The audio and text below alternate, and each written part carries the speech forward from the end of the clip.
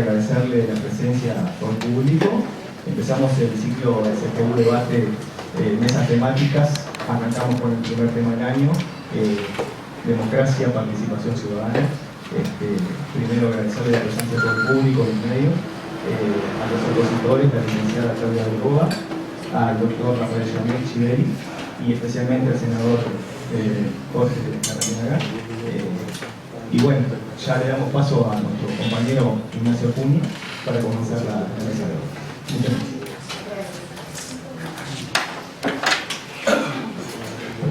Sí, buenas noches a todos, gracias por venir nuevamente. Bueno, es mucho más que mi compañero, no vamos a atrasar más esto, así que vamos a dar paso a Laura Belgoa, Claudia Belgoa, representante del Movimiento Ciudadano Oriental, lo dije bien, y nos va a dar una presentación de lo que está trabajando hoy. Gracias. Bueno, muy buenas tardes a todos. Es un gusto realmente formar parte de este convocado panel. Quiero agradecer a la Facultad de Ciencias Sociales que nos recibe, a la corriente gremial universitaria, que junto a la Fundación Konrad Adenauer organizaron este ciclo de eventos y conferencias que creemos que es realmente muy importante para empezar a incentivar este diálogo ciudadano y político que es necesario, ¿verdad? Nosotros, en realidad, el título de hoy de nuestra presentación, como dice aquí, lo que decimos que día es tiempo de actualizarnos hacia la democracia semidirecta, efectiva y la participación ciudadana digital. Y cuando nos propusimos este título, en realidad era básicamente porque nos parece que, si bien existe, por supuesto, ya los mecanismos de democracia directa que conocemos a nivel de nuestro ordenamiento jurídico, en la Constitución, básicamente, para que se pueda hacer efectiva. Sí, ¿acá? ¿Está bien? Sí, no sé. ¿Se escucha bien acá? Se escucha más o menos, está muy grave, hay un poco de acople. Si me pongo aquí, ¿se escucha bien? Bueno, gracias. Bueno, les decía que si bien existen estos mecanismos, digamos, de facilitar, lo que nosotros buscamos básicamente como movimiento social es facilitarlos y manejarlos de una forma como un articulador dentro del diálogo social. Nuestro movimiento en sí surge allí por el año 2014. Empezamos siendo básicamente una página de Facebook que en aquel momento que había mucha ebullición, había sido las elecciones y estaba, digamos, muy sobre el tapete el tema político, y había gente que obviamente, se habían ganado las elecciones, la mayoría, pero también había una minoría que interpelaba un poco lo que, la sociedad, y hubieron también muchos votos anulados y muchos votos en blanco. Y esta es una realidad que no pasa solo en el Uruguay, pasa en muchos lugares, y básicamente creo que da por lo menos una señal o algo de pensar, ¿no? Es algo para pensar qué está pasando con un montón de ciudadanos que no están encontrando tal vez quién los representa, ¿no?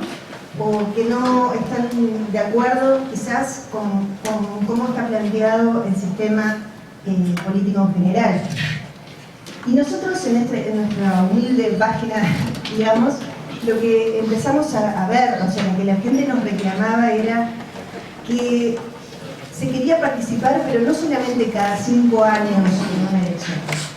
Lo que buscaba la gente, lo que busca y reclama muchas veces, es tener una actividad, digamos, más fluida y un diálogo, digamos, tal vez con los representantes que sea también más fluido. Y bueno, finalmente digamos que nosotros empezamos a plantearnos todas estas preguntas que también nos hacía la gente, y decidimos que no alcanzaba con ser una página informativa o editorial en la que escribíamos distintos amigos y periodistas inclusive. Y fue allí cuando finalmente este año, en marzo de este año, decidimos transformarnos próximamente en una asociación civil. Y nuestro objetivo fundamental entonces es, como les decía hoy, facilitar esos mecanismos de democracia directa y articular con los demás actores sociales y políticos.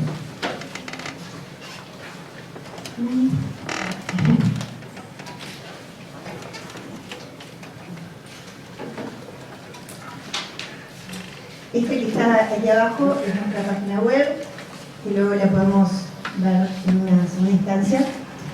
Pero quería hablarles un poco, bueno, de lo que sí existe hoy en nuestra Constitución y que por eso se podría describir como que tenemos un tipo de democracia semidirecta o participativa. La democracia semidirecta es aquella en la que el pueblo delega parte del ejercicio de su soberanía y los representantes elegidos por él, digamos en las elecciones, naturalmente, y se reserva, digamos, la decisión directa para algunos asuntos especiales, ¿no? Y, digamos, estos asuntos los resuelve a través de tres mecanismos fundamentalmente, que son la iniciativa popular, el referéndum y el plebiscito. En algunos casos, en algunos países, inclusive existe, digamos, el recall, o sea, la posibilidad de llamar a nuevas elecciones, con el juicio político, el impeachment. Hemos escuchado bastante del tema últimamente. En nuestro, digamos, ordenamiento jurídico, esta posibilidad de llamar a nuevas elecciones no existe, pero sí se disponen de las tres herramientas fundamentales. Lo que sucede, como ven ustedes allí, en los diversos artículos, los porcentajes indican el porcentaje de ciudadanos inscritos en los padrones electorales que son necesarios para poder llegar a promover una iniciativa popular o un plebiscito. O sea, primero que nada hay que recolectar, básicamente vamos a ponerle un 25%, unas 600.000 firmas, más o menos, 700.000 firmas. O sea que imagínense que para un ciudadano común o para un grupo de ciudadanos comunes es bastante, digamos, la teoría y la realidad son cosas bastante disímiles. Se necesita mucho dinero y mucho tiempo para poder organizar a la ciudadanía con estos fines y para poder entonces hacer efectivos estos mecanismos que hoy les comentaba. Y es por eso que en algunos países ya están, digamos, más avanzados en esto y se han empezado a utilizar herramientas tecnológicas, sobre todo para lo que es la recolección de firmas, ¿verdad? Se podría hacer, digamos, básicamente esta recolección de firmas mediante, no sé, por ejemplo, un código QR o, digamos, a través de algún tipo de instancia tecnológica que en realidad muchas veces se cuestiona si puede ser, si será seguro o no, pero la realidad es que todos hacemos transacciones bancarias por internet. O sea que no sería tanto un tema de seguridad, sino de voluntad política de hacerlo. Hoy en día, digamos, se utiliza la tarjeta de crédito y el comercio electrónico es un hecho. O sea que si se quisiera realmente que existiera este diálogo, que de alguna forma también enriquecería a nuestro modo de ver la democracia y también, por otro lado, legitimaría muchos actos, podría apoyar a algunos e ir en contra, tal vez, o moderar o controlar otros. Creemos que iríamos hacia un estado, digamos, de gobernanza, como se dice, que es cuando los actores sociales y políticos van por el mismo camino. Actualmente a veces sucede que algunas leyes que se promulgan o algunas votaciones que se hacen no tienen el apoyo popular real. Sucedió, por ejemplo, con el tema de la marihuana en algún momento. Había casi un 60% de la población que estaba en contra de esas leyes y sin embargo fueron promulgadas. Y lo contrario también sucede. Muchas veces hay leyes que quizás podrían haber sido apoyadas por la ciudadanía y sin embargo por la oposición o por lo que fuera o por la mayoría que existen en el Parlamento no se pudieron lograr. Y por eso que creemos nosotros que es importante este diálogo, que es importante esta articulación porque nos beneficiaría realmente, creo, a todos los actores sociales. Asimismo, creemos que es importante hacer una diferencia, aquí voy a hacer una viñeta, entre lo que es la participación ciudadana y lo que sería el populismo. Participación ciudadana es básicamente, digamos, moderar, influir, enriquecer el diálogo político.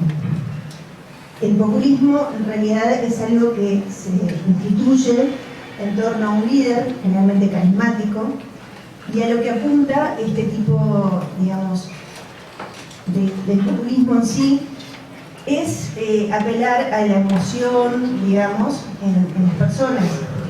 Nosotros creemos que es justamente lo contrario, lo que buscamos.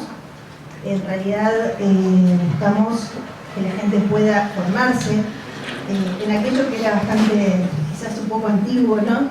De aquello de moral cívica y de los derechos ciudadanos, saber realmente qué es lo que sucede y de esta forma poder ejercer la democracia de una forma más directa y más fluida.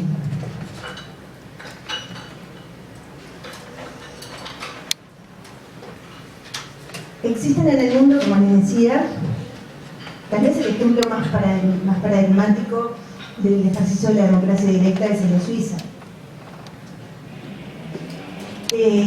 Pero bueno, también existen otros países donde se da la democracia directa y también digital, como Islandia, que incluso en un recall llegó a sacar a todo el gabinete gubernamental, llamaron a elecciones nuevamente y decidieron no pagarle a los bancos en el 2008 y meter a los banqueros presos inclusive, y salieron adelante económicamente con un nuevo gobierno. Esto es para demostrarles la fuerza que puede llegar a tener la organización de la ciudadanía, porque es allí donde radica en verdad la soberanía, ¿verdad?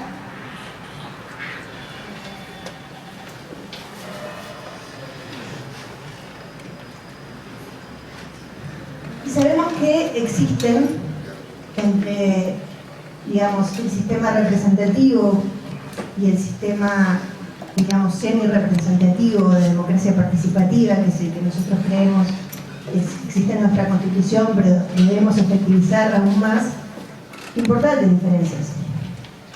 Estas imágenes son tal vez un poco fuertes, pero lo que quiere de alguna forma la imagen de la izquierda demostrar es que no podemos estar hablando de democracia cuando existe un pueblo que no está pudiéndose contactar y que quienes están en el gobierno se embanderan con un tema democrático que en los hechos no está sucediendo. Por otro lado, también es cierto que no podemos vivir en un sistema, digamos, completamente horizontal. No estamos en el momento preparados para algo así. Pero sí creemos que la coexistencia y el diálogo de estos sistemas es verdaderamente posible y de hecho sucede en el mundo.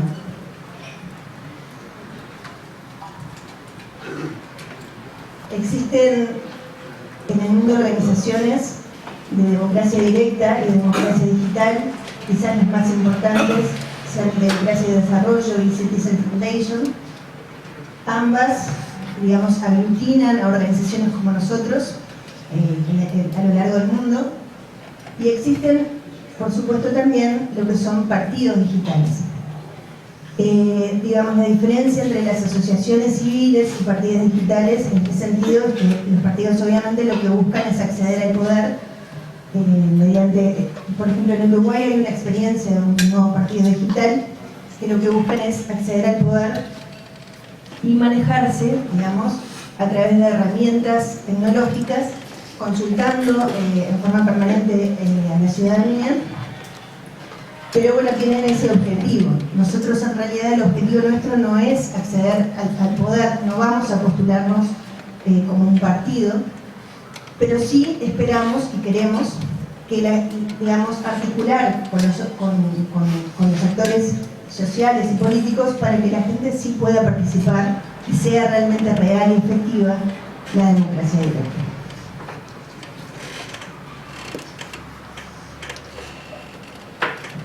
Y para terminar, voy a dejar lo que es la frase una frase emblemática para nosotros y que es el espíritu de nuestro movimiento.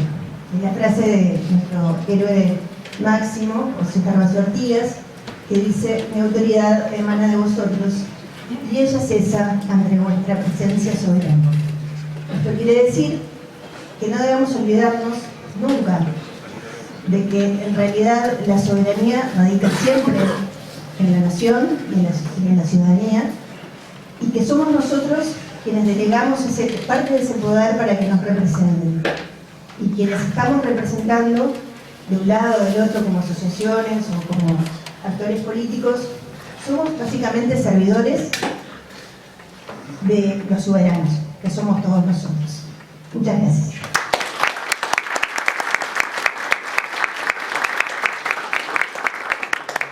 Gracias, Claudia. Damos paso ahora al doctor Rafael Givelli, fundador del Partido Liberal Libertario y de la Agrupación Libertad del Partido Colorado. Así es. Fundador, nada más. No trabajo en ningún... No, me sobra. Pulmón, gracias, senador. Muchísimas gracias a la Fundación Konrad Adenauer, gracias al espacio universitario, fecundo espacio universitario. Agradezco la presencia de todos ustedes, me siento honrado de quienes me acompañan en la mesa, y me siento un poco viejo porque yo no voy a utilizar estos mecanismos modernos, voy a la vieja usanza y dice así. Voy a comenzar con dos epígrafes, dos citas. La libertad, Sancho, es uno de los más preciosos dones que a los hombres dieron los cielos. Con ella no pueden igualarse los tesoros que encierra la tierra ni el mar encubre. Por la libertad, así como por la honra, se puede y debe aventurar la vida. A mí me parece riquísima esta frase y encierra el espíritu de los liberales libertarios, que es en todo caso a quienes puedo estar, si no representando, sí encarnando. La segunda es un poco más fatalista y viene de Jorge Luis Borges. Entrevistado por Neustadt en julio del 76, dice el viejo: descreo de la democracia, ese curioso abuso de la estadística. Las dos citas anteriores no han sido seleccionadas al azar. Intencionalmente, con cierta malicia diría, han sido puestas allí como mascarones de proa de lo que se dirá. En la especie, la segunda, la de Borges, no tanto porque se compartan sus argumentos aristocráticos platónicos, porque él refrita los argumentos que están en leyes y en la República de Platón, sino porque pone de relieve en mí lo que para mí es piedra angular de lo uno y de lo otro, de la democracia y de la libertad. Verbigracia, la República. Algo demasiado olvidado hoy día, y que es el sustrato y el sustento a partir del cual nosotros, los rebeldes, podemos ser rebeldes.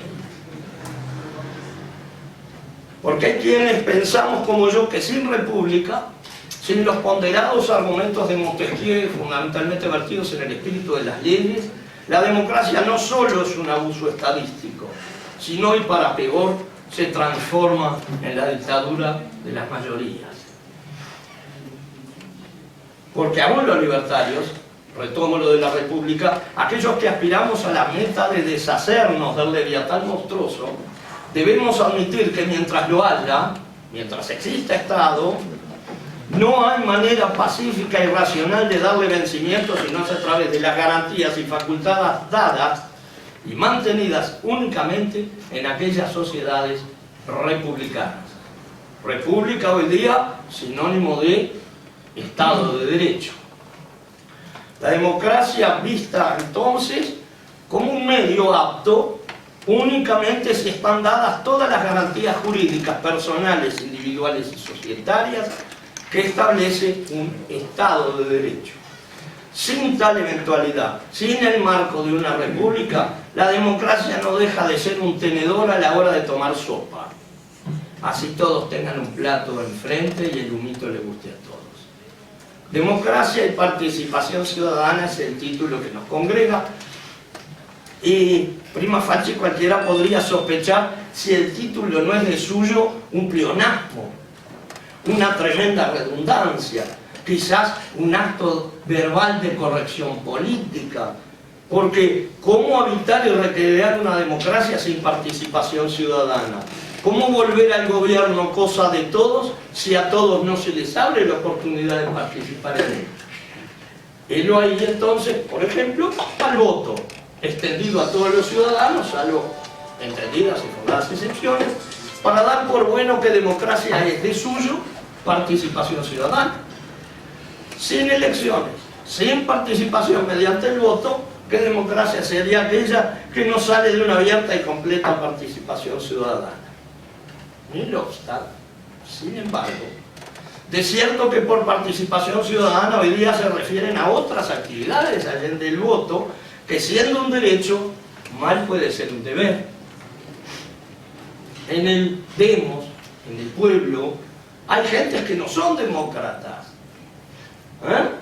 y que tienen, no obstante, derecho a participar porque son personas que no salen de ningún repollo que no sea el del acervo popular, vale decir, el de la idiosincrasia societaria, el de la ciudadanía. La libertad de pensamiento, perdón, sin embargo decía, de cierto que por participación ciudadana hoy día se refieren, esto ya lo dije, la libertad de pensamiento entendida como la tríada compuesta por la libertad de información, la libertad propiamente dicha de pensamiento y la libertad de expresión del mismo, es un derecho humano irrefragable, a menos que admitamos que hay pensamientos prohibidos, censores, jueces del pensamiento ajeno, gendarmería de la actividad mental, que determina que aún para el objetor de la democracia, aún quien no es demócrata y está en contra del espíritu y del quehacer democrático, exista también el derecho de expresarse y de manifestar su credo, publicándolo y exponiéndolo a la vox populi, que en una verdadera democracia se sabe que es vox dei. Entonces, aparece la participación ciudadana como modus operandi ineludible de la democracia. Una ciudadanía ausente impide a la democracia consolidarse como tal. Una suerte de cachetada de manco, de trenza del pelado, de coana absurdo. La participación ciudadana requiere, pues, y ante todo, de las libertades cívicas, individuales y sociales que vienen de largo y que no han sido inventadas hace tan poco como algunos creen. 1789, la Declaración de Derechos del Hombre y del Ciudadano. La participación entonces requiere de esas libertades cívicas necesarias para pasar de la teoría a la praxis. Ahora bien, en lo Henry James, permítaseme dar una vuelta de tuerca más a esta introducción. Recalquemos algo advertido anteriormente. La democracia requiere de una ciudadanía apoderada de todos los medios pacíficos y racionales a su alcance para disponer de su poderío de tal forma de incidir cada quien en las cuitas propias y a las que tiene derecho a participar. Más, ¿puede la democracia forzar dicha participación? Porque también es un derecho humano el pensar y expresarlo no solo mediante la palabra, que más vale no hacer nada y ausentarse del quehacer común. Efectivamente, desde el nihilista ascetas, un poco misantrópico, otro tanto nihilista, hasta el desconfiado de sumarse a la maquinaria con la que el Estado nos tienta tragar a todos como cronos a sus hijos, están aquellos que eligen el exilio de las formas para quedarse con la única facultad de expresar su nihilismo político. La participación ciudadana, pues, como un derecho irrenunciable y claudicable, pero siempre bajo el cariz de aparecer como facultad y no como deber. El voto no debiera ser obligatorio desde nuestra perspectiva, ni obligatoria ni compulsiva ninguna actividad del individuo en tanto dueño de su vida, que digo, su cuerpo, su psique y su desarrollo personal. Y entendamos ahora, sobre la base echada como abono, el segmento crítico sobre algunos slogans de actualidad tenidos como políticamente correctos en torno al asunto de la participación ciudadana. Para muestra un botón, ¿qué es eso de las cuotas? ¿Qué es eso de los cupos y las limosnas obligatorias a ciertos sectores, otorgadas como si los individuos de dichos nichos colectivos fueran incapaces de ganar por sí un lugar en la participación ciudadana? Porque si son incapaces, lo que hay que hacer es capacitarlos. Y si son capaces, hay que dejarlos hacer de sus derechos una facultad. Entonces, democracia como medio de hacer posible que el pueblo se vuelva el soberano, y participación ciudadana como herramienta instrumental de devolver la potencia democrática en acto consumado. Yo me había traído acá los lineamientos, que no vengo a revelar la verdad del liberalismo, ni mucho menos del libertarianismo. Me había traído algunos principios rectores para informar sobre todo qué es el libertarianismo. Pero me lo voy a saltar porque quedan 2 minutos, y esperando contar con el conocimiento de esta notable audiencia, voy a hablar de un problema que tenemos los libertarios y que conversamos con el senador no mucho, y que tiene que ver con fundamos, fuimos varios, no fui yo solo, haremos con el Partido Liberal Libertario. ¿Dónde está? ¿Quién lo conoce? Salud. Togados. Entonces, debido en gran medida a la acción político-partidaria de muchos libertarios, los cuales eligen mantenerse en los bordes del debate político nacional, tal vez inspirados por ese descreimiento ortodoxo en la toma de decisiones colectivas, me resulta imperante traer a colección un debate intestino que hace a la condición libertaria y que tanto insufla de vanidades a muchos como medra las posibilidades de una pragmática aplicada entre nosotros, los libertarios. A los instruidos en la especie les vendrán bien prontamente a la mente los debates suscitados entre Murray Rothbard y Thomas Colkin III. Samuel Colkin. Colkin es un defensor del agorismo, algo que tiene alguna relación con lo que planteaba la primera expositora. Verbigracia hace una esmerada y sobre todo muy seductora defensa del predominio del mercado informal, mercado negro, como que determinaría, dadas sus innúmeras y presuntas ventajas, que el Estado se volviera obsoleto en tanto modelo de ordenamiento social. Y entonces, ¿para qué voy a trabajar en un partido? ¿Para qué me voy a dejar tragar en la maquinaria preparada por el establishment político? Si yo puedo hacer algo como corredor paralelo y mantenerme al margen de ser parte de la fiesta que pago yo y disfrutar. Rothbard, por su parte, inspirado en la experiencia del Partido Libertario Norteamericano, sacude las almas polvorientas de los libertarios que yo llamo bibliófilos o cumplibros, asegurando que desde la perspectiva ultraortodoxa parece prima facie una terrible desconexión entre la teorética agorista y la realidad. Porque el fundamento principal del emprendedurismo tan de moda hoy día y de hazte a ti mismo y decide tú tu propia suerte, con lo cual yo estoy absolutamente de acuerdo, peca de irreal en una sociedad en la que un porcentaje altísimo de sus ciudadanos no son otra cosa que empleados a sueldo y horario fijo. Y si ese porcentaje societario además se ve agravado con un porcentaje muy alto de empleados públicos, ¿de qué emprendedurismo puedo hablar yo? ¿Cómo voy a transformar a una persona que no está capacitada para ello de un día para el otro, salvo por la violencia? Como nosotros somos proverbialmente pacifistas, porque no hay libertad en la violencia, estimamos convenientes los argumentos del amigo Rothbard, que los voy a dejar para otra oportunidad. Yo les agradezco mucho su tiempo, espero que les haya sido útil esto, es muy breve, 10 minutos. Gracias.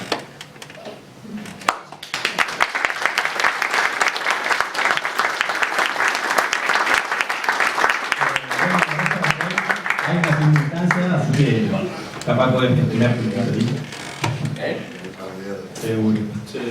Bueno, damos paso al senador Jorge Larrañaga, que nuevamente agradezco personalmente por haber venido, que sin él no sería lo mismo esto, así que gracias. Bueno, muchas gracias a los muchachos de CGU, Ciencias Sociales, a la Conrad, por organizar precisamente este evento que hace a la participación ciudadana y a la democracia. Gracias por participar con Claudia, con Rafael en esta instancia. Creo que eso es muy importante para poder llevar adelante transformaciones y cambios en una sociedad dinámica, donde obviamente la democracia supone participación en el más elevado sentido de la palabra. No se trata de un lado, a mi juicio, gobernantes y gobernados solamente en tiempos de elecciones. Esa realidad de votar en 5 minutos para decidir la vida y el destino del país por 5 años no debería ser. Tiene que haber una menor distancia entre la gente y los gobernantes, como para poder mejorar la eficacia de las respuestas democráticas. Yo creo que eso es lo que supone las respuestas de un sistema democrático representativo, por lo que requiere ajustes permanentes entre las demandas y esas respuestas. Se puede sostener que el mayor producto civilizatorio es la política. Ella ha rescatado al individuo del caos. Lo que se opone a la guerra no es la paz. En todo caso, ella es una consecuencia de lo que se opone a la guerra en la política. La capacidad del individuo de interactuar sin destruirse, sin eliminarse. La política es la dimensión superior del conflicto porque no busca solucionarlo, sino busca permitirlo. Y es el ámbito que permite la convivencia de los individuos, los proyectos distintos, sociales y culturales. Y bueno, para mi modo de ver, la forma mejor de gerenciarlo es la democracia, es la república, en su acepción amplia, con todo lo que contiene el concepto de república. El problema es que tenemos en los temas que involucran la ponencia de hoy, que motiva la convocatoria, es que la participación y la democracia muchas veces está limada, está serruchada por la desconfianza y por el descreimiento que la gente tiene frente a la política y a los políticos que no cumplen las promesas, que las promesas se transforman en letra muerta después cuando se llega al gobierno y en el momento de ejecutar esas promesas los resultados no alcanzan. Y frente a ello los ciudadanos reaccionan de la mejor manera, que puede reaccionar el cuerpo social, que es dejar de creer. Entonces tenemos en el problema de la participación un problema de confianza, de credibilidad, que obviamente impacta en la política y en los políticos. Yo estuve mirando algún documento, La confianza en América Latina, 1935-2015, de la Corporación Latino Barómetro. Se desprende que en 2015 los ciudadanos latinoamericanos de 23 instituciones en las que menos confiaban era en los partidos políticos. Los superaban, por ejemplo, la radio, la televisión e incluso la telefonista de una central telefónica. Y después de 20 años de medición, los partidos políticos siguen en el último lugar. Entonces, ¿qué pasa? ¿Qué pasa? Por lo menos en mi percepción modesta, aquilatada a lo largo de lo que he sido en función de someterme siempre al pronunciamiento de la gente. Yo no tengo herencia política, siempre me sometí desde que fui suplente de edil en Paysandú hasta que fui intendente con 33 años, me sometí al veredicto popular siempre.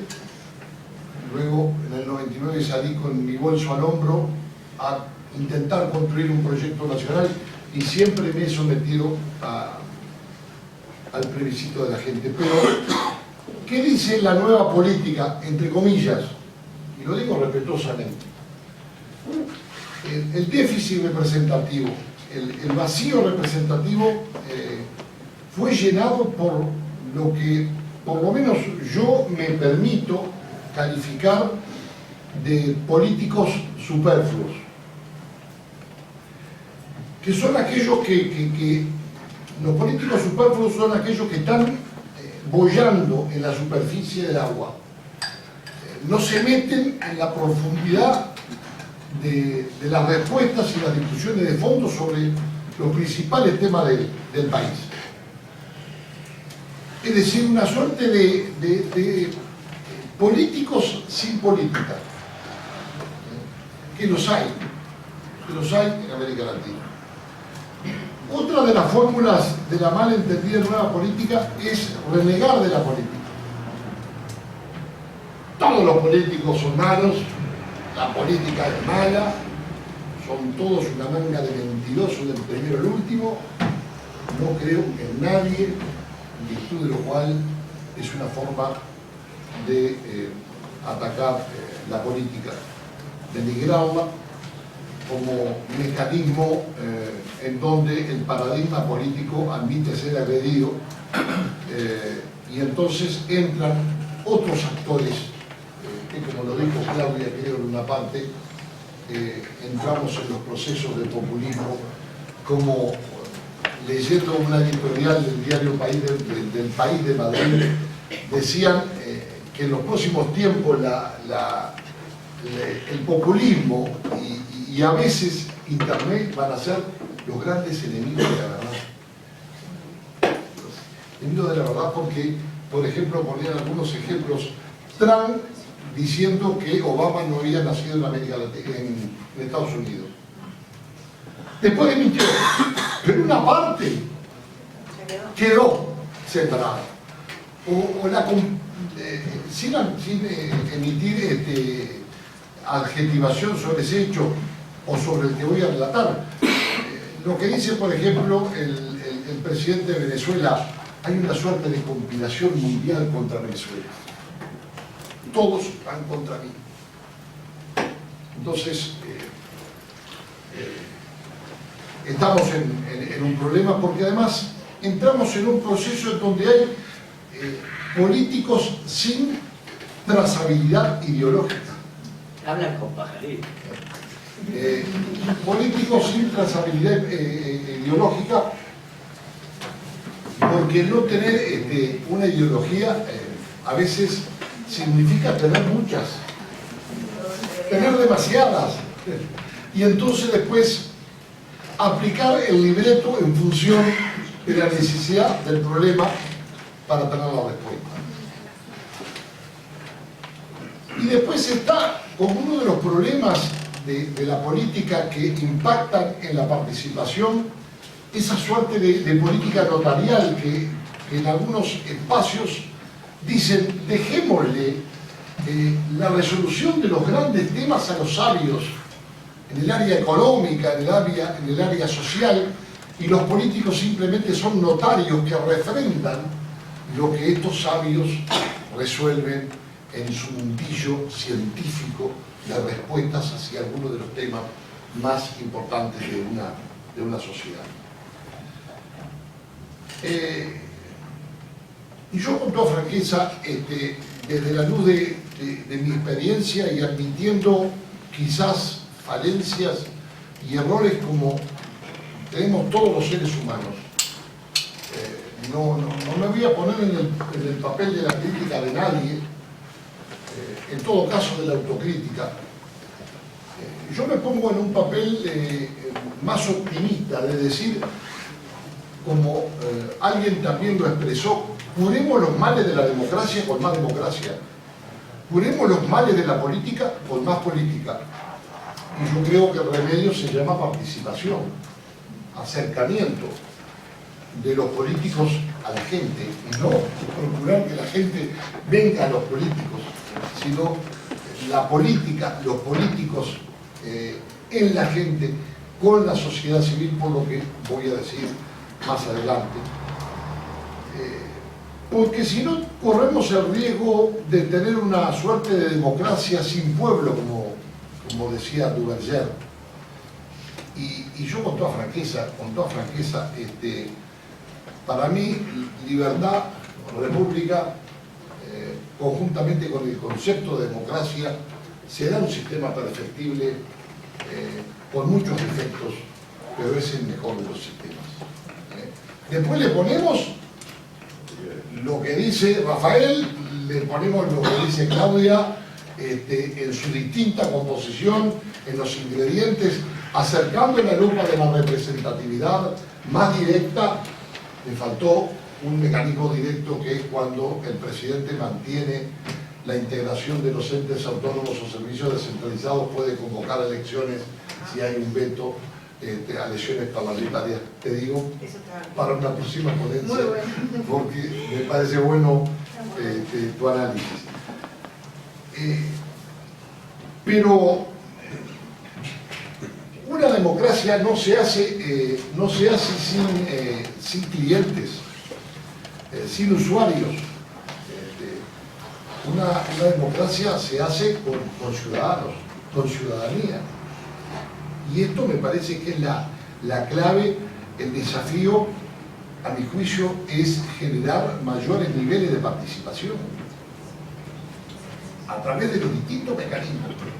Busquemos, todos son perfectos o perfectibles, o pueden ser idóneos para converger en lo que significa. Ya me estás poniendo, me había dicho 10, más 10, y resulta que ahora me das 10 y me das 2.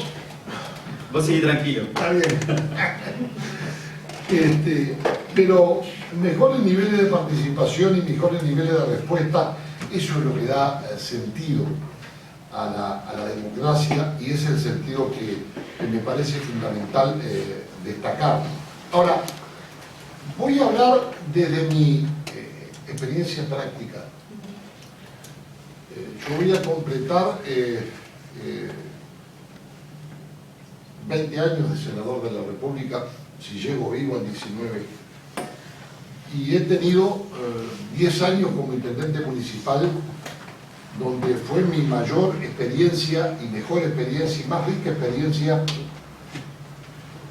de gobierno, porque la verdad que el único momento de festejo fue el día de la elección, cuando ganamos, porque al otro día después no puedo dormir más hasta que asumí, porque tenía que asumir las demandas insatisfechas de 100 y pico de mil habitantes, porque todos de alguna manera eran merecedores de mi respeto y de mi correspondencia en cuanto a las respuestas. Y yo creo que hay mecanismos para acercar esa brecha entre el descreimiento, la deslegitimación, para lograr la participación y el convencimiento democrático. Y es cortar, como si fuera un fiambre, el poder, y de esa forma descentralizarlo. Porque la descentralización del poder, y no el poder centralista, es una forma de mayor y mejor control de la gente, de la ciudadanía, sobre el gobernante, para generar mayor transparencia. Eso me parece fundamental. Por supuesto, quien tiene el poder no se quiere desprender del poder, ya sea gobierno nacional o gobierno departamental. El centralismo que ejerce la capital del país con respecto al interior es el mismo centralismo que ejercen las capitales departamentales con respecto a los pueblos chicos del interior de cada departamento. Y ahí tenemos un problema muy grande, porque no se le puede requerir a la gente la confianza y el voto solamente cada 5 años y después olvidarse, porque entonces entramos en el tobogán de caída libre del descreimiento, que mengua la participación, mengua la credibilidad y dificulta enormemente todo lo que significa las respuestas que la gente reclama de la política. Finalmente, necesitamos una política que honre la función democrática. Necesitamos una participación efectiva en donde desde el gobierno nacional, desde los gobiernos departamentales, desde las autoridades elegidas, se pueda ir hacia la gente para que la gente pueda controlar el ejercicio del gobierno, la capacidad de respuestas y también aquilatar que el gobernante hace con los dineros públicos lo que haría con sus propios dineros. Esa es la diligencia media de un buen padre de familia. Advertir que un gobernante puede llegar a hacer con los recursos solo lo que también haría con sus propios recursos pertenecientes a su propio peculio. Y ahí está el problema central de la participación de la democracia para encontrar los caminos que le den veracidad y mejoren desde todo el punto de vista la gobernanza, las respuestas de los gobernantes hacia los reclamos de la gente, la credibilidad de la gente y la representatividad de la democracia representativa, porque lo que realizó Claudia en su exposición es un sistema democrático representativo. Eso es lo que establece la Carta Magna, la Carta Constitucional Uruguaya. Podemos discutir de mejorarla, podemos discutir de cambiarla, podemos decir de las cosas que están bien o que están mal, pero a mí me parece que lo que es vital es el control ciudadano. Para ello es vital la participación de la gente, la proximidad de los gobernantes con relación a la gente para optimizar las respuestas dentro de una sociedad. Muchas gracias.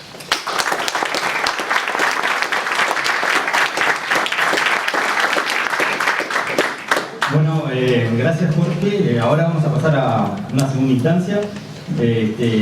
Podemos alargar un poquito si quieren porque vamos bien. Así que buenísimo, damos paso a Claudia.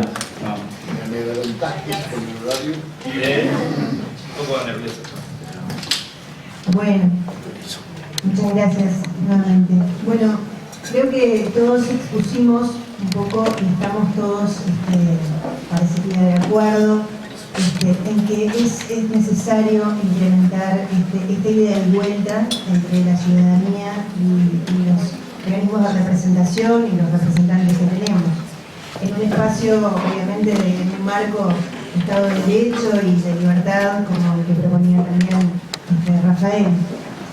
Yo quiero explayarme un poquito más en esto que hablábamos. Bueno, esto es básicamente la gobernanza de la que estábamos hablando, pero creo que también es importante como ciudadanos, o por lo menos nosotros como movimiento ciudadano que pasaremos a ser, si Dios quiere, dentro de muy poco, una asociación civil, creemos que es importante también hablar del tema de la corresponsabilidad.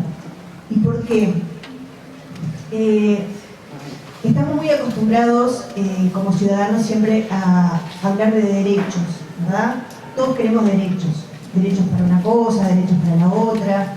Es como algo que está muy en boga de parte de todos. Pero si nosotros queremos realmente, digamos, moderar, influir, inclusive controlar, como bien decía Jorge, el aparato político o las decisiones políticas y tener una mayor, digamos, influencia en las decisiones que se toman en nuestro país, debemos asumir también las responsabilidades de esto. O sea, esto de la corresponsabilidad es, digamos, la hermana, digamos, gemela de la gobernanza. Si logramos una cosa, tenemos que ir también de la mano con la otra, ¿verdad? Y esto es posible cuando la ciudadanía está educada y formada para esto. Estamos, como todos sabemos, viviendo una crisis educativa muy importante en el país Y por supuesto, en lo que se refiere, digamos, a la democracia, a la participación ciudadana, a todo lo que hace la vida política de un país, estamos bastante, digamos, desinformados. O sea, hay mucha información, pero tal vez hay muy poca formación de cada uno, digamos, en estos temas. Hay muy poca gente que sabe cómo resuelven determinadas cuestiones en otros países. Hoy les comentaba, bueno, por ejemplo, en Suiza, con los cantones, ellos tienen todo un sistema, digamos, federal, y resuelven inclusive localmente cuestiones hasta como, bueno, vamos a instalar un minarete en, no sé, musulmán en el barrio. No, o sea, se juntan, ¿verdad? Y se hace todo un referéndum y la gente vota ese tipo de cosas. Ellos tienen quizás el récord de referéndum por año en Suiza, ¿verdad? Pero estamos hablando de un país donde existe una educación, un nivel educativo muy alto, donde la gente está muy informada de lo que sucede en el país y donde estas cuestiones como el populismo que hoy estábamos conversando no son tan frecuentes como lo son quizás en países como los de Latinoamérica, ¿verdad? Como por lo que podemos ver. Ojo que aquí no estoy hablando de izquierdas ni de derechas porque, bueno, todos sabemos que populismos existen de todos los bandos, para decirlo de alguna manera, ¿no?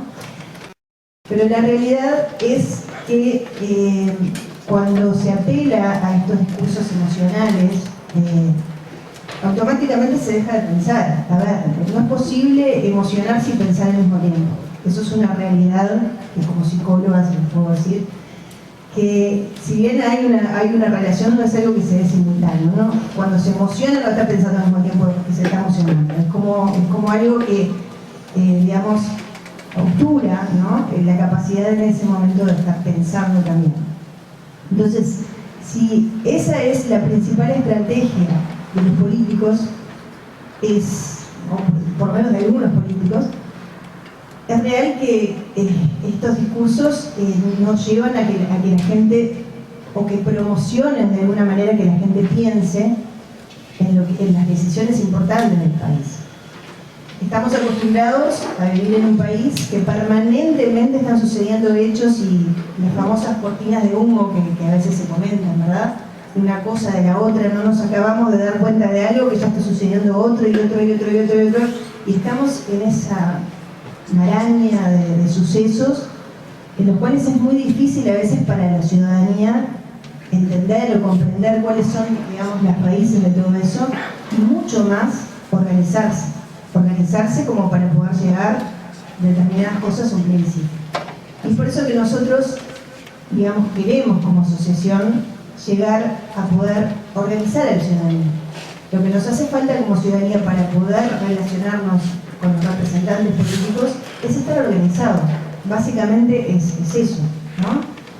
No vamos a descubrir la pólvora, eso existe en muchos países, pero sí creemos que es muy importante, si queremos realmente participar de la vida política, tomar, digamos, también la responsabilidad de informarnos, de formarnos, de organizarnos, y entonces sí mantener un diálogo con los demás actores políticos.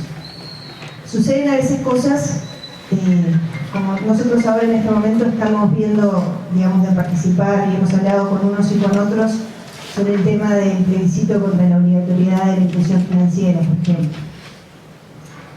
Lamentablemente suceden cosas como que surgen, digamos, un grupo por un lado, otro grupo por el otro, que van a recolectar firmas. Y nosotros como movimiento la preocupación que tenemos es, ni para eso podemos unirnos, ni para una cuestión que todos consideramos tan importante podemos llegar a la unidad para recolectar las firmas y llegar esto a un plebiscito.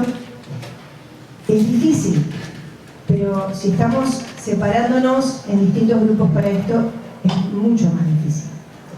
Realmente tenemos que plantearnos por eso la responsabilidad ciudadana que implica, cuando hay un tema que es sensible, lo importante es organizarnos y sumarnos para que eso sea efectivo y posible. porque si no nos vamos a dividir en distintos grupejos diferentes y frente a la Corte Electoral no va a ser válido, ¿verdad? Entonces, todo esto, ¿para qué? Porque creo que hay un análisis que tenemos que darnos todos para que este diálogo que todos queremos, de alguna manera, sea fructífero, sea posible y dé realmente el apoyo que necesitan a veces también los actores políticos. Yo a veces veo a los gobernantes, a los parlamentarios, que quedan a veces medio solos. O sea, yo creo que también hay que plantearse esa situación, ¿no? O sea, se llega al poder, están digamos, en su aparato político, en su partido y demás, pero hay veces que, bueno, tienen inclusive oposición dentro de sus propios partidos, tienen oposición dentro de, por supuesto, del Parlamento, y es un poco la ciudadanía la que debería, digamos, ser el fiel de balanza e influir para un lado o para el otro y apoyar determinadas acciones políticas o ir en contra de ellas, ¿verdad? Y que quede claro qué es lo que queremos, como decíamos anteriormente, no solamente cada 5 años o haciendo un voto castigo o votando, digamos, anulado. Estoy bien, ¿verdad? Bueno, muchas gracias. Bueno, gracias Claudia. Rafael, segunda parte. Voy a aprovechar esto que no lo tenía pensado para hacer de abogado del diablo, cosa que me sale con una naturalidad biológica. Participación. Nosotros los libertarios estamos acostumbrados a defender la minoría menor, sin todas las minorías posibles, que es el individuo. Y eso se escucha, no relativo, absolutamente muy poco. Vivimos en un marco permanentemente opresivo, en donde el leviatán está presente hasta en la sopa, siempre, a toda hora, en todas partes. Yo lo escuchaba al senador, y sin ningún ánimo de debatir, pero tal vez, hablar de que el político debe arrimarse. Yo estoy seguro las veces que se habrán barrado este hombre para llegar a los pueblos más chicos del interior y arrimarse al ciudadano. Yo quiero ver la otra parte. Yo quiero que el ciudadano se arrime él, pero sí. Pero ¿cómo voy a lograr yo que el ciudadano se mueva si tengo un padre permanente que hace y deshace a tal grado que generalmente termina pidiéndote que le agradezcas por prestarte las muletas luego que te quebró las piernas? Entonces es muy difícil, como esos hijos sobreprotegidos que la madre permanentemente le está haciendo los deberes, que el ciudadano por sí un día se levante, se encarga y digo, esto lo voy a hacer yo por mí, porque es mi derecho, es mi facultad ser el dueño de mi destino.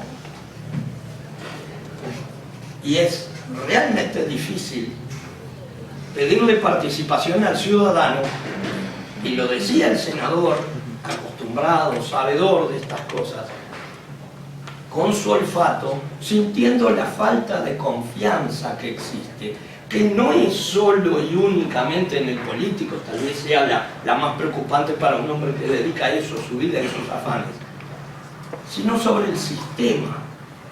Es el sistema en su conjunto.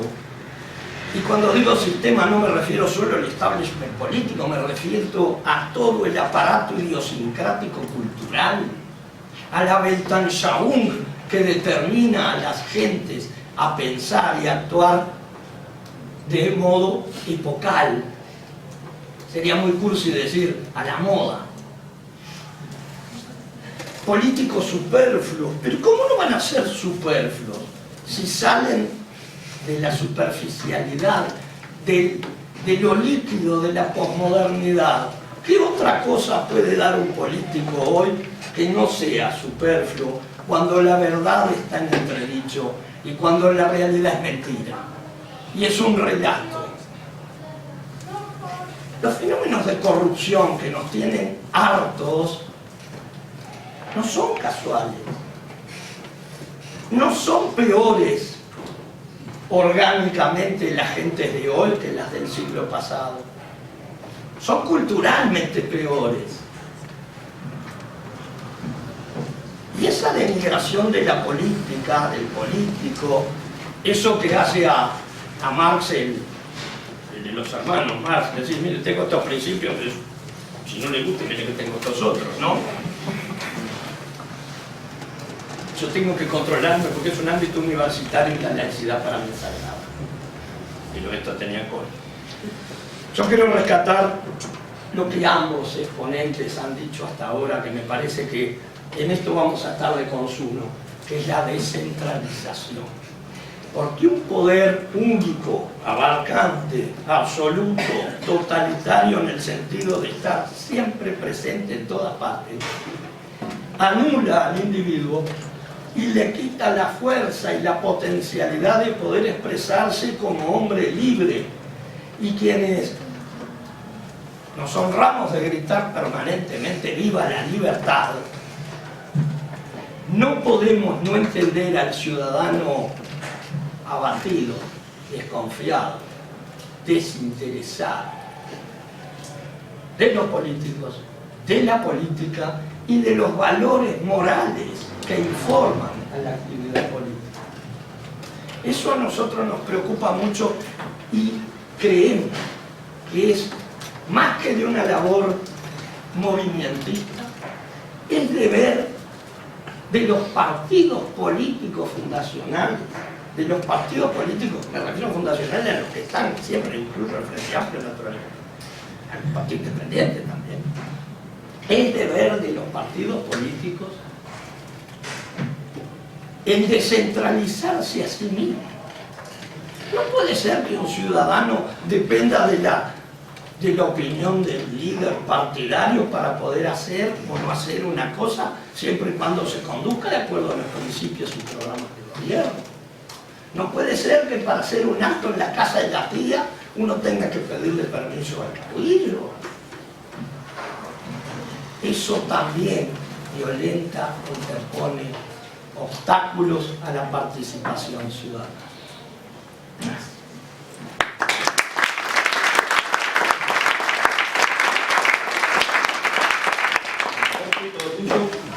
No, yo lo que quiero reflexionar en esta segunda vuelta, en este segundo tiempo, es, primero,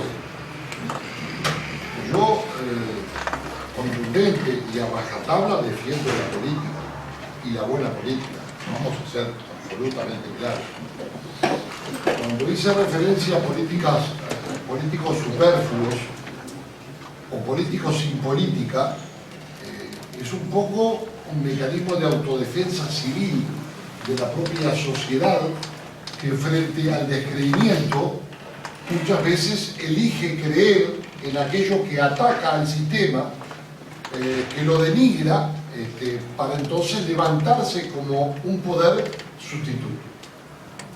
Pero yo defiendo la política, yo defiendo un ciudadano, un voto, porque me parece que es esencial para establecer un Estado de Derecho, el orden jurídico y buscar la participación y la representación. Por supuesto, creo en el diálogo social, me parece imprescindible. Yo no podía practicar en mi departamento cuando fui 10 años intendente, porque la cercanía de la sociedad civil, de la sociedad organizada, de las comisiones de barrios, de los distintos sectores de mi departamento de Paysandú, me cruzaban a mí cuando iba a comprar carne, cuando iba al estadio, cuando iba a la carnicería, al cine, cuando llevaba a mis hijos a la escuela. Entonces esa vecindad hacía mucho más fácil un diálogo social, un diálogo fluido, y porque además teníamos también nosotros una práctica de la cual a mí me encantaba, porque fue una experiencia en donde uno aprendió muchísimo, que era esa democracia directa, de ir a los barrios, ir con los directores que nos plantearan los problemas, nos criticaran, nos dijeran las cosas claramente. Yo me acuerdo, le digo una anécdota para hacer un poco más alegre la cosa esta. Yo había asumido en el año 90, 15 de febrero, y vino una inundación, y a los 3 meses se inundó parte de la costa de Paysandú. Entonces iba con mi secretario recorriendo los barrios, y un vecino me puso un cartel que decía: gracias, intendente, por enseñarme a nadar. Polvorita, me calenté y me bajé. Toqué timbre y sale un morocho grande a dar la vuelta. Y usted es el intendente, ¿no?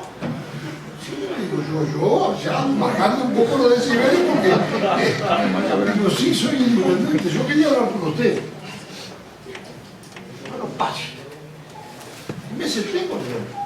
Digo, hermano, pero ¿cómo me va a venir a decir que es culpa mía que yo no haya enseñado a nadar si hace 2 meses que entré a la intendencia y vino la inundación?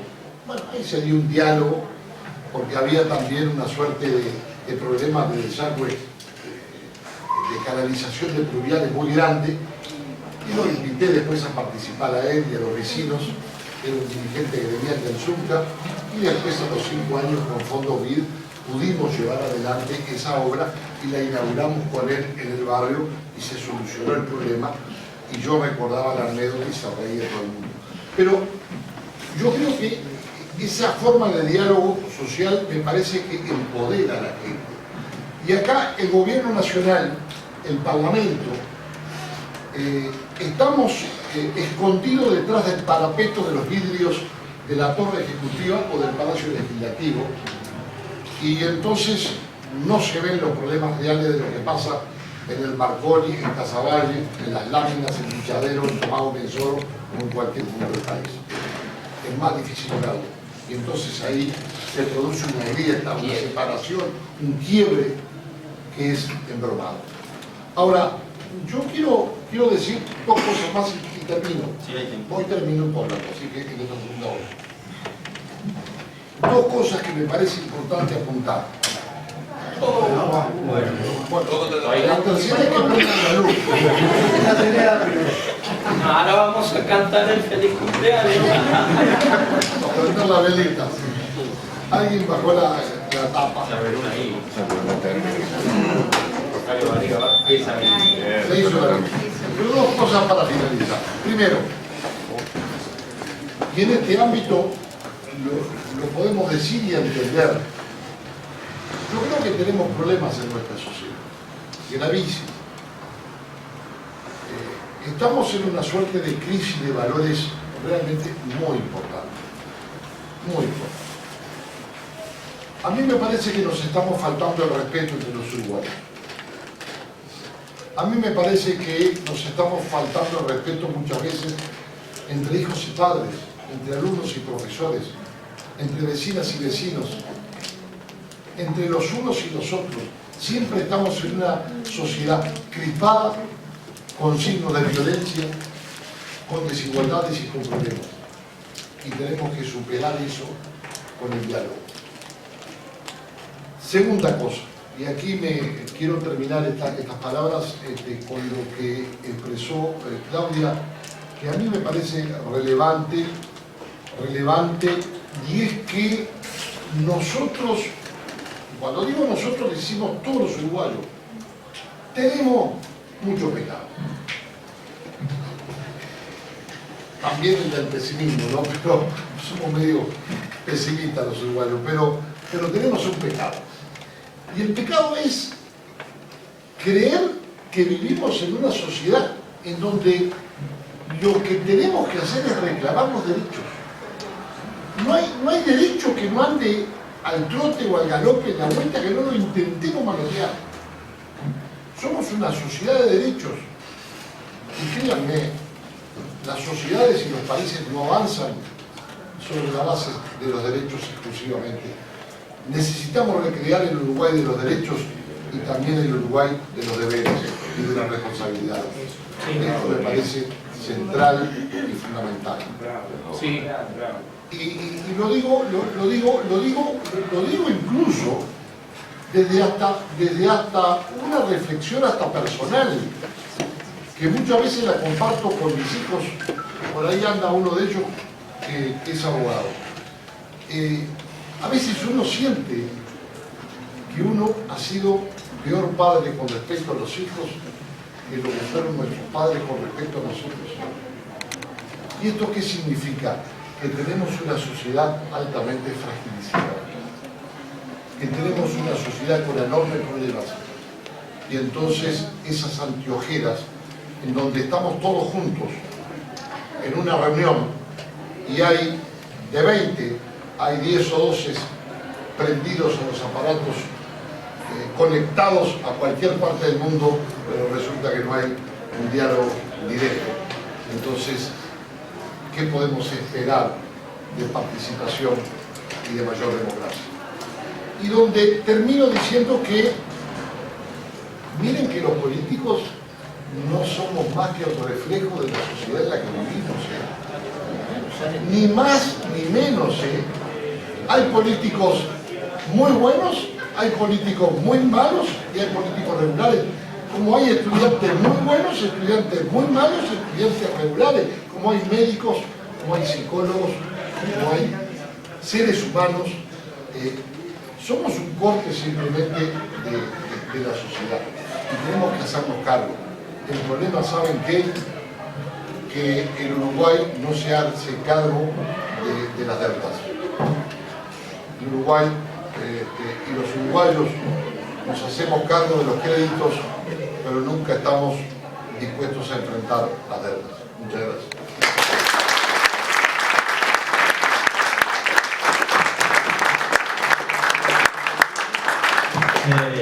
Agradecer nuevamente a los 15 ponentes y bueno, estamos en el tema de participación ciudadana, así que le damos paso al público. Si tienen alguna pregunta, a quien quiera.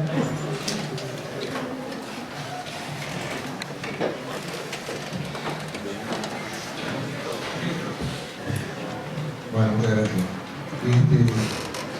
Presento brevemente el punto y la pregunta. La participación, o digamos la necesidad del valor de la participación, se ha presentado como un motivo para, digamos, el armado de estructuras con un componente vertical importante de, por ejemplo, presencia de poderes, el del Ejecutivo llegando a los departamentos, en comisiones, por ejemplo, consultivas. Hay como una red que sale de Montevideo intentando llegar al interior. En efecto, la eficacia de esto no se sabe, pero existe esa planificación central de la participación, ¿no? Hay un organismo dedicado a que la gente trate de participar. Bueno, esto es lo que es esta política. Mi pregunta es, en la medida en que la participación se ve fomentada por el carácter interpersonal, afectivo, comarcal, del vecino, del prójimo, del yo sé con quién estoy tratando y qué estoy haciendo, no podrán, y también la pregunta va un poco para el libertario, ¿no podrán las estructuras pro-participativas centrales perjudicar los procesos naturales comarcales de participación? ¿No será que cuanto más le ponemos, me parece, es posible decir cuanto más manija le damos desde el centro a hacer participar a las personas, estamos destruyendo la participación orgánica a nivel en cual se establece, digamos, naturalmente, no que sea naturalmente, pero que se estableció históricamente? Muchas gracias y disculpen la atención.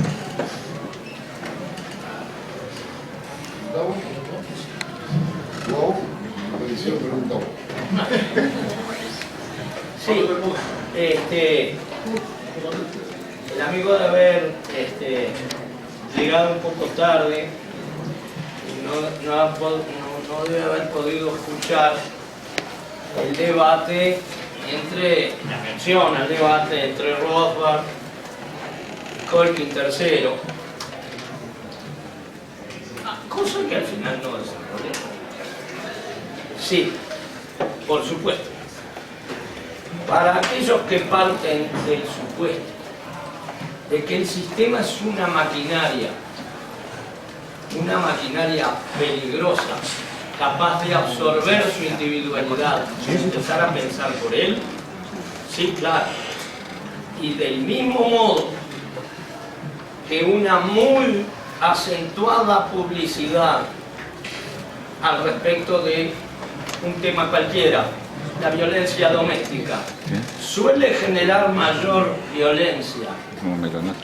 Una publicidad no profesionalmente pensada, también una maquinaria estatal patrocinante de la participación ciudadana corre el riesgo de excluir a aquellos que están en contra del sistema de la maquinaria estatal. Yo no creo, en cambio, que en sociedades como la nuestra, en donde el acervo estatal es muy importante, el quehacer estatal es muy importante y la ciudadanía ha quedado reducida casi que al grado de la limosna. Yo creo que es necesario, siquiera como puntapié inicial para nuevas formas de participación, que el Estado otorgue, financie, auspicie y empuje mecanismos de participación ciudadana. Yo creo que la descentralización, y quiero volver a hacer hincapié en esto, es fundamental, porque el poder en un país unitario y centralista es único y absoluto. Si lo voy partiendo y esas cuotas de poder, en vez de distribuir riqueza, distribuyo poder para que cada uno sea dueño de hacer su riqueza. Lo que pasa es que esto, claro, va en contra del establishment político, porque como bien advertía el senador con su experiencia, ahora ves que estoy sentado acá, es muy tentador. Y entonces, en esa dinámica dialéctica, para plantearlo en términos hegelianos, hay un juego de tensión en el cual el ciudadano rebelde, peleador, ha de hacer el esfuerzo de avenirse en pos de la consecución de fines más altruistas que su propio capricho de rebeldía, que es bastante adolescente la mayor parte de las veces, y también el Estado ha de hacer un sacrificio, y yo creo que en este caso le va a costar mucho y debe hacerlo igualmente, de abrir el poder, descentralizarlo y otorgarlo de verdad a las pequeñas comarcas y las comunes, que es allí, en el espíritu colectivo del si yo te vi crecer, Juancito, ¿qué me venís a decir a mí? Donde se pueden hacer las calles inclusive. Y no preciso que venga nadie a decirme cómo tiene que ser la calle, porque los vecinos sabemos dónde va la calle y cómo debe ser. Pero para eso hay que distribuir poder. Espero que haya quedado claro. ¿Preguntas para todos? Yo quiero frente a la pregunta del amigo, yo la veo un poco distinta.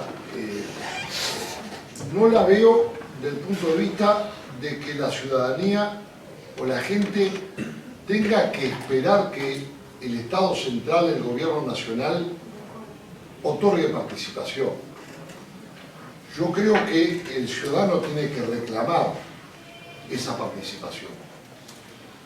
Yo concibo la participación ciudadana no de arriba para abajo, sino de abajo hacia arriba, porque si no, no va a venir nunca. Hay vuelta. Si yo tengo el poder y tengo que darte un pedazo de poder, estoy desprendiéndome de un pedazo importante de mi discrecionalidad. Entonces, la participación de abajo hacia arriba es como el desarrollo nacional. Para mí, el desarrollo nacional debería ser una mentira. El desarrollo nacional debería ser la suma de todos los desarrollos locales. ¿Por qué? Porque nadie como la gente de la comarca, lo dijo Rafael, sabe cómo desarrollar un departamento, una región, un área. Esto me parece fundamental. Esa es la verdadera descentralización. No la descentralización delegada por el poder central, sino la descentralización asumida por la gente reclamándola. Porque la gente reclamándola es mucho más fuerte que la dirección desde el gobierno central o desde los gobiernos departamentales. Por ejemplo, se impulsó el tercer nivel de gobierno con la creación de las alcaldías y ha sido imperfecto. Ha sido positivo desde el punto de vista político, desde el punto de vista de la participación ciudadana, de la participación de la gente y del empoderamiento a agentes políticos locales para representar a la gente, para a su vez tener más peso en el reclamo frente a las estructuras centrales del gobierno departamental o del gobierno nacional. Pero el problema es el siguiente, que descentralización de cometidos sin descentralización del bolsillo y de la caja fuerte es una mentira, no existe. Ese es el problema que tenemos para adelante. Un poco en contestación a tu pregunta era lo que tenía para aportar. Descentralización sí, reclamada desde abajo, acompañada por la sociedad civil y exigida al poder político, y que el poder político también respalde esos procesos. Yo también quería hacer una breve acotación. Creo que no podemos seguir reclamándole más cosas al Estado. O sea, papá Estado ya hace lo suficiente. Creo que lo que sí tenemos que mejorar, o sea, como yo hoy les comentaba esto de organizarnos mejor, ¿verdad? Y tener mejores instrumentos para comunicarnos. Yo comentaba hoy que, bueno, nosotros hoy día utilizamos una página web, nos organizamos en foros, tenemos más de 27.000 seguidores en Facebook en este momento. Desde marzo a la fecha tenemos 3.500 suscriptores, o sea que gente que quiere participar y que busca los mecanismos, por suerte existimos, ¿no? El tema es encontrar el vehículo, los contactos, y realmente que sea una forma efectiva, porque si queremos hablar de descentralización suena lindo, suena bien y todos estamos de acuerdo y me parece bárbaro, pero si seguimos pidiéndole al Estado, así sea en las alcaldías, en lo que sea, pero siempre le pedimos al Estado que sea el que nos instrumente la participación ciudadana, creo que nos vamos empobreciendo cada vez más. Creo que el impulso es, desde mi humilde punto de vista, juntarnos, organizarnos y nosotros buscar los caminos, y creo que los caminos se encuentran. Digo, no creo que exista en nuestro país, dentro de un Estado de Derecho y democrático, una gran dificultad de eso, si es que nos ponemos en serio a hablar y a dialogar con los distintos actores.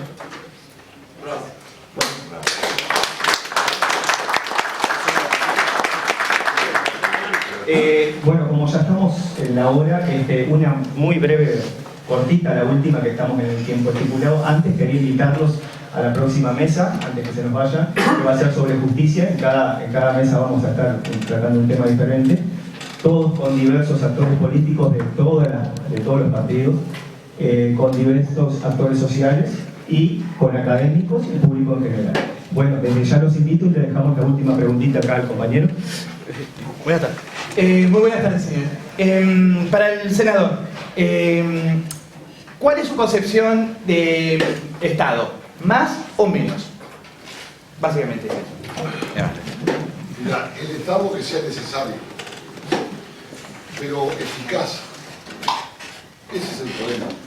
No tener más Estado significa síntoma de eficacia. Entre el 2005 y el 2016 ingresaron en la administración pública un estadio centenario entero. Y eso significa costo del Estado, pero no eficiencia del Estado. Entonces, el Estado que sea necesario, pero hacerlo eficaz. Aquí se prometió la reforma del Estado como la madre de todas las reformas y quedó huérfana. Una madre adoptiva. No dio a luz. Entonces, yo creo que ahí tenemos un problema, porque digo, tenemos un Estado gigante para un país donde somos 3 millones de habitantes. Y eso de suma complejidades porque le agrega un peso tributario extremadamente alto, en donde acentúa las desigualdades, en donde también desde el interior del país es cada vez más cierta aquella canción de Pablo Estramín, Morir en la capital. Estuvimos 8 años pidiendo que se aceptara por parte del Ministerio de Salud Pública la instalación de un equipo de resonancia magnética en Paysandú. Estaba comprado por la propia mutualista local, que no se aceptaba su instalación. Entonces son los problemas que tenemos hoy de un Estado paquidérmico, de morón, que es una traba para el pequeño y mediano empresario, pequeño y mediano industrial, pequeño y mediano comerciante. Y no podemos echarlo, no podemos tirarlo a la bahía para rellenar. Esa es la realidad, no podemos hacer eso. Entonces tenemos que hacerlo eficaz para que ese Estado pese menos en la generación de las mejores políticas sociales que un país puede tener, que es trabajo y educación. Muy bien. Bueno, muchas gracias.